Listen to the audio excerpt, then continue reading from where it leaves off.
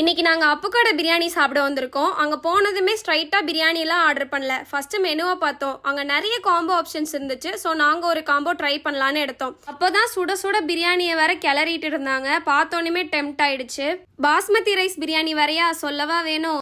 சரி வாங்க என்னென்ன காம்போ கொடுக்குறாங்கன்னு பார்க்கலாம். இதில் வந்து biryani, daily different gravy, egg, bread halwa வேண்டான்றவங்க பீடா இல்லைனா ஒரு ஸ்மால் கோக் எடுத்துக்கலாம். இதோட ப்ரைஸ் வந்து 199.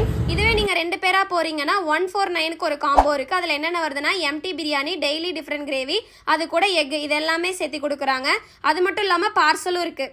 ஒரு சிக்கன் பிரியாணி வாங்கினீங்கன்னா ஆஃப் எம்டி பிரியாணி ஃப்ரீ. அது கூட இந்த கிரேவியும் வந்துடும். இதில் ஹைலைட் என்னன்னா ஒரு முட்டை கொடுத்துருவாங்க. இது வந்து பார்சலுக்கு மட்டும்தான். ஹானஸ்ட்டாக சொல்லணுன்னா குவான்டிட்டி நல்லா இருந்துச்சு. டேஸ்ட் வந்து பிரியாணி ரைஸ் சாஃப்டாக, சிக்கன் நல்லா குக் ஆயிருந்துச்சு. மசாலா ஓவராக இல்லை, மைல்டாக பேலன்ஸாக இருந்துச்சு. சைடிஷ் கூட சூப்பராக இருந்துச்சு. ஆக்சுவலி காம்போ கம்ப்ளீட் ஃபீல் கொடுத்துச்சு. நல்ல மீல் சாப்பிட்டோன்னு.